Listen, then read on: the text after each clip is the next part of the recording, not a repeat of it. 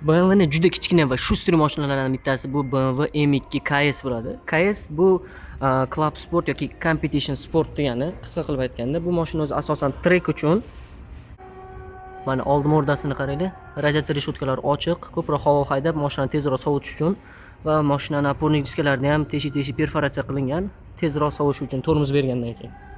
Mashinani bokovoy oynalari, tomi, keyin eshik, nima deydi, ichlaridagi karbon detallar juda ham ko'p. Mashina ko'kshinli sidinalarda, mana orqa tomonlari ham karbon, KS yozuvlari.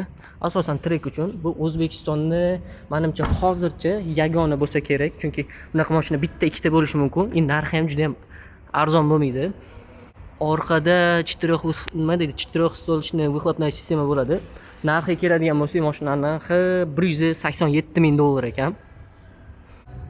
Salonni mana yaqinroqdan ko'rsataman. Eshik kartalarida KS yozuvi va karbon detallar ishlatilgan. Xo'p, qo'shimli sidinalar, o'rta konsolda ham karbon, rullar M1, M2 mashhur knopkalar. Juda ham o'zgacha mashina. Bu kamyob va limiterli ishlab chiqarilgan bo'ladi. Osti kapot ostini ham ko'rsatib o'taman. M2 ning kapotini ostida M4 motori turibdi, ya'ni S58 3 litrli 530 ot kuchi bo'ladi. 0 dan 100 gacha razgoni 3.7-3.8 sekund atrofida bo'ladi. Narxi aytganimdek 187,000. Bu mashinani uncha-muncha erkak kishi eplolmaydi, sababi bu zadniy приводni, ya'ni orqa привод, orqa balon tortadigan bo'ladi. Ushbu mashinaga olingan obzorimiz yoqqan bo'lsa, like bosish, kommentariy yozish esdan chiqmasin.